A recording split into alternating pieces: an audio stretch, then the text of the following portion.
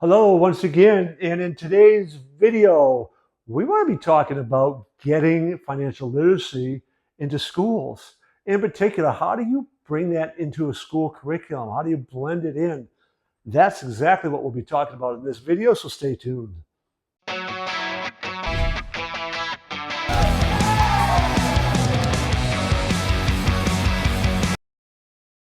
All right, we need to be able to talk about how we're going to fit this in the school day. That will always be a complaint. Teaching. Who's going to teach it? Are they qualified? How do we get them qualified? That we'll have to talk about. What about the developmental stages, right? Elementary school, high school, definitely not the same. Teaching it all the way through and keeping that continuum going.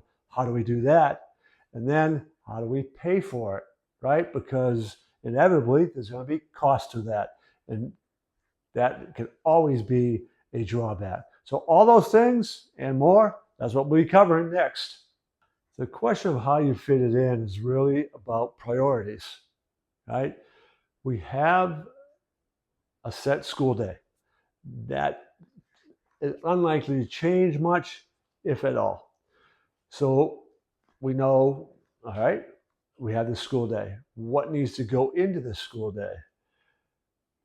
When we begin to look at that and begin to break it down, if we're going to add another course, another topic that is required and mandated, something that we should taught, we say, no, this is incredibly valuable. Okay, that's fine. But something else will have to give. And that's that conversation that needs to be had at district levels. Now, there are many ways around that. Your mindset and everybody's mindset out there is going to be the key to solving those problems. Right? Once you say this is necessary, we need to start teaching this. It's vital. We have too many people who are coming out of schools without a clue how to manage money, and that is a cost on all of us. Then we need to begin to say, how are we going to solve the problem fitting into the school day? And there's lots of very creative solutions. Creativity is really the ultimate driver. That's going to be your mindset. And it can also depend on the ages, right? So we mandate it in elementary school, figure out how we're going to weave it in. Middle school, maybe high school, we begin to say, all right, you need to have it when you graduate, but it's going to be an elective, right? So that's a little bit different. They need to take that as an elective, like they might have some art class as an elective or something else, and you still need credits in those areas to graduate. So creativity, that's how you're going to solve the problem, how to fit it into the school day. Who's going to teach this? This is when we have to step back a little bit and begin to rethink teaching. All right. And I'm saying this as a former teacher. There is something incredibly powerful about good teaching, personal, one-on-one, communicating, asking the right questions, having discussions, getting people to think. Irreplaceable. It's incredibly valuable. Now, if we begin to talk about financial literacy, we need to have people who know what they're talking about, right? People who have that as a background. That's not something that a lot of teachers come with. So now you got to look from a different field. So now you have the challenge of, all right, we have somebody who maybe has been in that field for a while, who might be willing to, want to do something near the end of their year, or maybe they've been retired, but we have these licensing issues now. But there are options there that can be online, and having a teacher who's trained in teaching, who goes through this with the students, learning it at the same time, and they direct a whole lot of the conversations and all. There is innumerable ways that we can take online learning, which I am both a fan of and not a fan of, and I mean that. And it's a way that we can get experts to create courses that are online, but it shouldn't necessarily just be that. We want to be able to have teachers there to guide, answer questions, to open discussions where appropriate. But a whole lot of this financial literacy can be done through online learning very, very effectively. So districts would want to consider those options and what's available that way. So, as a district, as a community begins to want to implement this, you want to think about the different age groups. Elementary school, basics, right? It's teaching them how to take care of their money, that this is something important and valuable. And the idea of saving it, right? It was once upon a time done where kids would be getting allowances at home for doing chores and other things. And they'd have these little piggy banks, right? Where they get paid in cash, they save some money. And then when they want to spend that money, they take it out of savings and go down. My dad tells a story about being a young boy, and he spent summers at a summer camp with 13 first cousins. And he had saved up money from doing the different chores and things. And he wanted to go into town to get an ice cream. And he had a dime that he's taken out of his savings. Got one of his older cousins to go with him. They walked all the way into town, and my dad was going to get him an ice cream. That was the bribe, right? I'll buy you one too. They walked all the way into town with his hard-earned money. And he pulls it out of his pocket to pay for the ice cream, and it slips out of his hand. And they're standing on like a little porch kind of thing with the little slots. And the dime hits, rolls down one of the slots. Oh no, there's no way they could get to it. He lost his dime, that hard work dime. And it was about a 3-mile walk from the camp into town.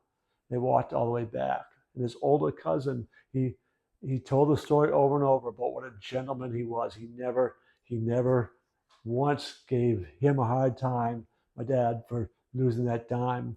But my dad, there were lessons in that he taught us about money and care for money and how valuable money is, and a lot of little lessons. But it was taught in that sort of, he got paid for doing chores and things like that, and you saved it and you kept track of it, so you knew how much and how much you were earning regularly if you wanted to spend something. Those are simple lessons and habits that begin in elementary school, and you can really tie that in to behavioral programs in elementary schools as well. Schools can build their own little economies.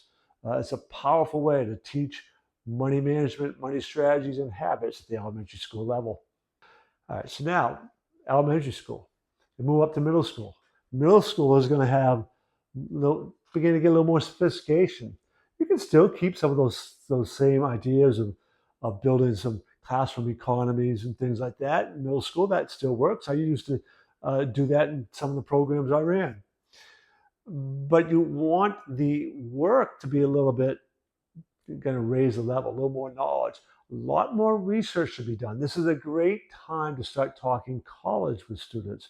It's a great time to have them begin to research the costs of college and the scholarships available. I've got other videos on all of that, but there are billions of dollars in scholarship money that go unclaimed every year.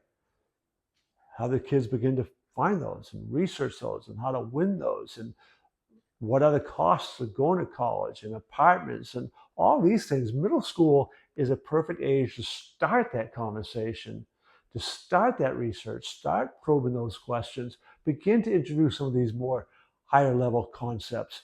Then in high school, you take it even a step further. You begin to make it real, right? We got to begin to apply it to each of those individuals on whether they're going off to college and what it might be like beyond, or whether they're going to go right to work or maybe in the military, right? What can they expect? How are they going to manage it? Make it a role-playing game, make it real. That is going to be how you really want to weave this into the curriculum for those age levels. Paying for this, I'm going to keep this short and simple. Communities need to have that dialogue and that conversation about what the options are for teaching it. Once you make it a priority, okay, now you know we've got to do this. It does not need to be extremely expensive to add it in, right? And when you look at the size of school budgets, it can be relatively small expense depending on how you structure it, right? You don't necessarily have to have a whole lot of new teachers. You don't necessarily have to have 4 or 5 more elementary school teachers, 3 more middle school teachers, 4 or 5 more high school teachers. When you start adding in that number of teachers, costs go up tremendously high.